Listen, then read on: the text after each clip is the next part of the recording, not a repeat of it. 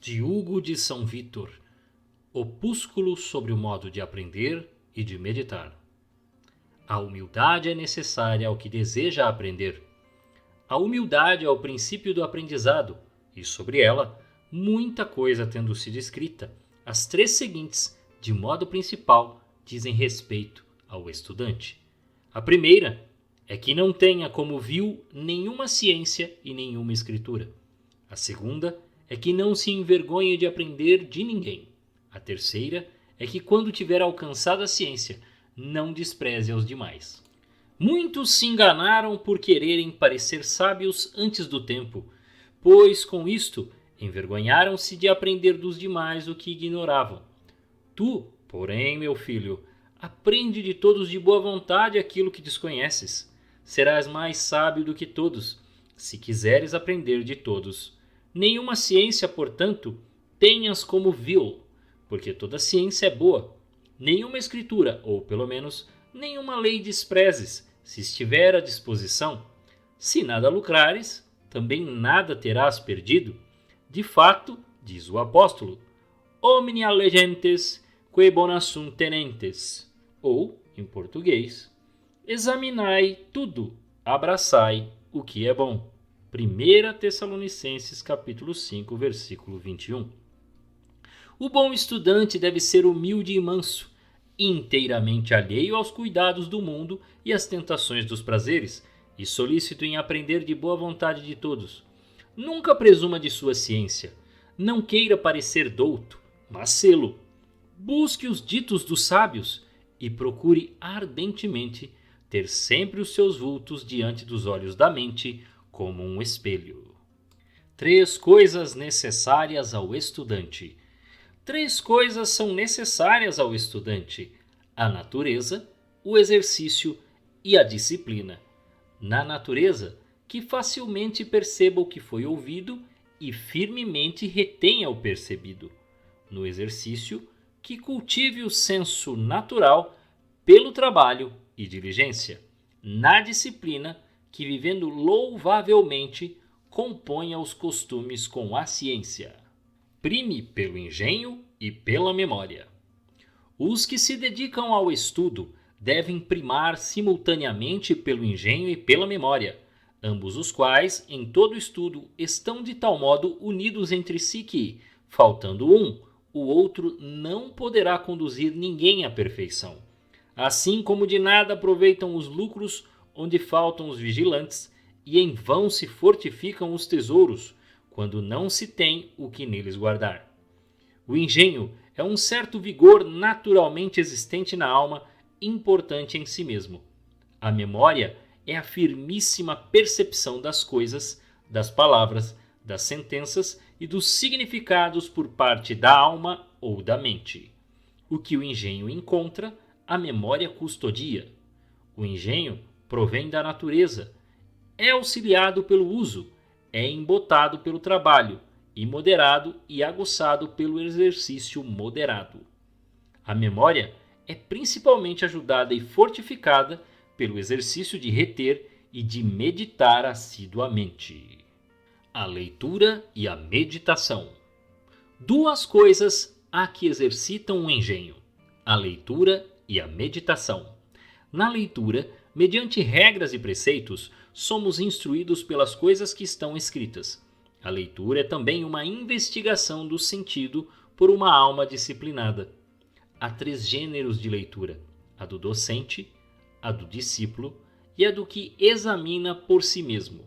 Dizemos de fato: leio o livro para o discípulo, leio o livro pelo mestre, ou simplesmente leio o livro.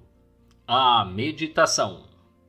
A meditação é uma cogitação frequente com conselho, que investiga prudentemente a causa e a origem, o modo e a utilidade de cada coisa. A meditação toma o seu princípio da leitura.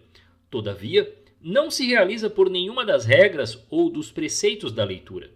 Na meditação, de fato, nos deleitamos discorrendo como que por um espaço aberto, no qual dirigimos a vista para a verdade a ser contemplada, admirando ora esta, ora aquelas causas das coisas, ora também penetrando no que há nelas há de profundo, nada deixando de duvidoso ou de obscuro.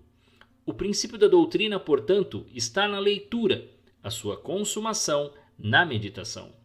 Quem aprender a amá-la com familiaridade e a ela se dedicar frequentemente, tornará a vida imensamente agradável e terá na tribulação a maior das consolações. A meditação é o que mais do que todas as coisas segrega a alma do intrépido dos atos terrenos. Pela doçura de sua tranquilidade, já nesta vida nos oferece de algum modo um gosto antecipado da eterna, fazendo-nos buscar e inteligir pelas coisas que foram feitas. Aquele que as fez ensina a alma pela ciência e aprofunda na alegria, fazendo com que nela encontre o maior dos deleites. 3 gêneros de meditação. 3 são os gêneros de meditação. O primeiro consiste no exame dos costumes, o segundo na indagação dos mandamentos, o terceiro na investigação das obras divinas. Nos costumes, a meditação examina os vícios e as virtudes, nos mandamentos divinos, os que preceituam, os que prometem, os que ameaçam. Nas obras de Deus, as em que Ele cria pela potência, as em que modera pela sabedoria, as em que coopera pela graça, as quais todas tanto mais alguém conhecerá, o quanto sejam dignas de admiração, quanto mais atentamente tiver se habituado em meditar as maravilhas de Deus. Do confiar à memória aquilo que aprendemos. A memória custodia, recolhendo-as, as coisas que o engenho investiga e encontra. Importa que as coisas que dividimos ao aprender as recolhamos, confiando-as à memória. Recolher é reduzir a uma certa breve e sucinta suma as coisas das quais mais extensamente se escreveu ou se disputou, o que foi chamado pelos antigos de epílogo, isso é, uma breve recapitulação do que foi dito. A memória do homem se regozija na brevidade e se divide em muitas coisas, torna-se menor em cada uma delas. Devemos, portanto, em todo estudo ou doutrina, recolher algo certo e breve, que guardemos na arca da memória, de onde posteriormente, sendo necessário, as possamos retirar. Será também necessário revolvê-las frequentemente, chamando-as, para que não envelheçam pela longa interrupção do ventre da memória ao paladar. As 3 visões da alma racional. Diferença entre meditação e contemplação. 3 são as visões da alma racional: o pensamento, a meditação e a contemplação. O pensamento ocorre quando a mente é tocada transitoriamente pela noção das coisas, quando a própria coisa se apresenta subitamente à alma pela sua imagem, seja entrando pelo sentido, seja surgindo da memória. A meditação é um assíduo e sagaz reconduzir do pensamento em que nos esforçamos por explicar algo obscuro ou procuramos penetrar no que é oculto. A contemplação é uma visão livre e perspicaz da alma de coisas amplamente esparsas. Entre a meditação e a contemplação, o que parece ser relevante é que a meditação é sempre das coisas ocultas à nossa inteligência. A contemplação, porém, é de coisas que, segundo a sua natureza, ou segundo a nossa capacidade, são manifestas. E que a meditação sempre se ocupa em buscar alguma coisa única, enquanto que a contemplação se estende à compreensão de muitas, ou também de todas as coisas. A meditação é, portanto, um certo vagar curioso da mente, um investigar sagaz do obscuro, um desatar do que é intrincado. A contemplação é aquela vivacidade da inteligência que, possuindo todas as coisas, as abarca em uma visão plenamente manifesta, e isto de tal maneira que aquilo que a meditação busca, a contemplação possui. 2 gêneros de contemplação. Há, porém, 2 gêneros de contemplação. Um deles, que é o primeiro e que pertence aos principiantes, consiste na consideração das criaturas. O outro, que é o último e que pertence aos perfeitos, consiste na contemplação do Criador. No livro dos Provérbios, Salomão principiou como que meditando. No Eclesiastes, elevou-se ao primeiro grau da contemplação. Finalmente, no Cântico dos Cânticos, transportou-se ao Supremo. Para que, portanto, possamos distinguir essas três coisas pelos seus próprios nomes, diremos que a primeira é meditação, a segunda, especulação, a terceira, contemplação. Na meditação, a perturbação das paixões carnais, surgindo importunamente, obscurece a mente inflamada por uma piedosa devoção.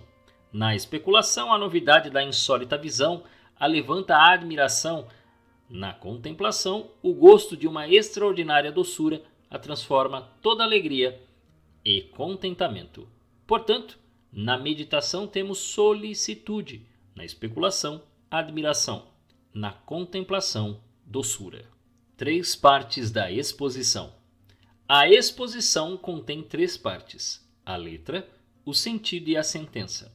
A letra é a correta ordenação das palavras, a qual também chamamos de construção.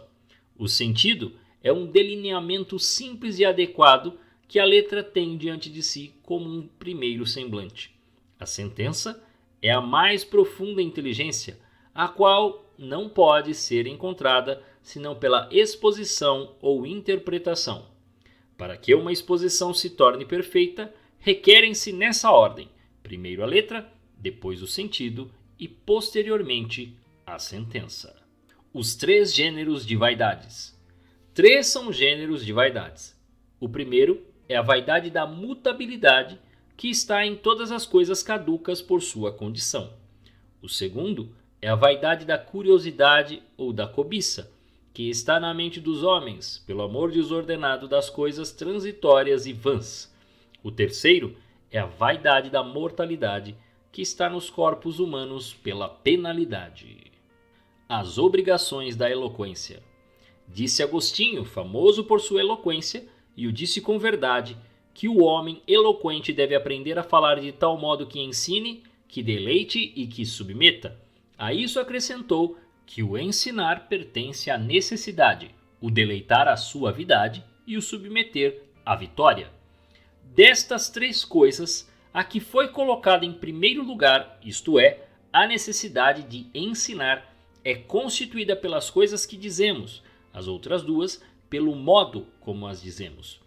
Quem, portanto, se esforça no falar e em persuadir o que é bom, não despreze nenhuma dessas coisas. Ensine, deleite e submeta, orando e agindo para que seja ouvido inteligentemente, de boa vontade e obedientemente.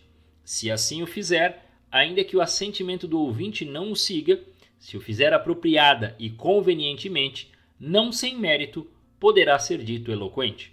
O mesmo Agostinho parece ter querido que ao ensino, ao deleite e à submissão também pertençam outras 3 coisas, ao dizer de modo semelhante.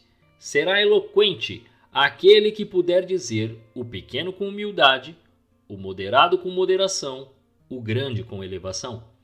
Quem deseja conhecer e ensinar, aprenda, portanto, quanto há para se ensinar e adquira a faculdade de dizê-las, como convém a um homem de igreja.